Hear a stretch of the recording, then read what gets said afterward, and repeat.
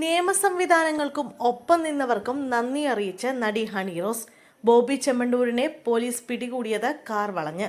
Mobile phone police പിടിച്ചെടുത്തു. തനിക്കൊപ്പം നിന്ന എല്ലാവർക്കും നന്ദി പറഞ്ഞ് നടി ഹണി റോസ്.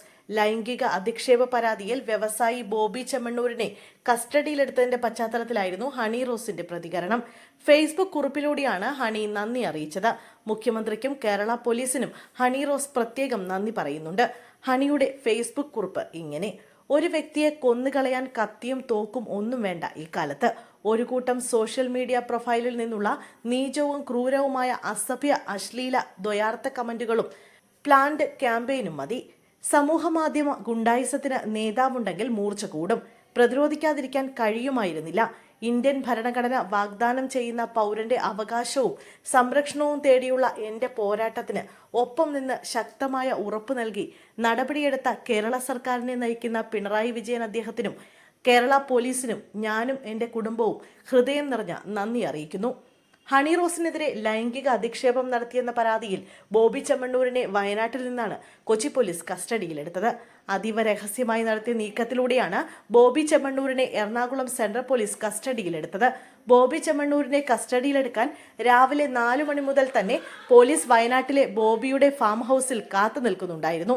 ബോബി ചെമ്മണ്ണൂർ ഒളിവിൽ പോകുന്നത് മുൻകൂട്ടി കണ്ടുകൊണ്ട് കൂടിയായിരുന്നു ഈ നീക്കം.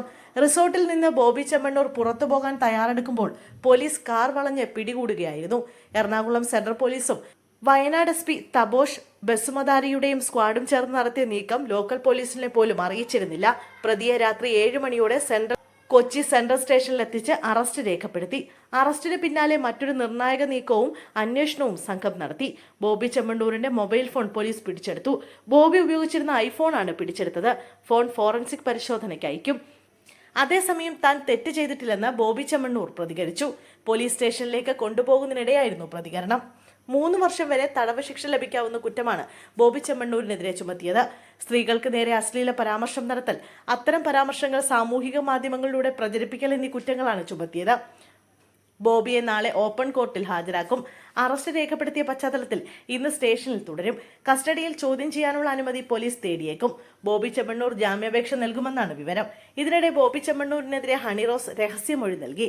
Ernakulam judicial first class magistrate കോടതിയിലാണ് നടി മൊഴി നൽകിയത്.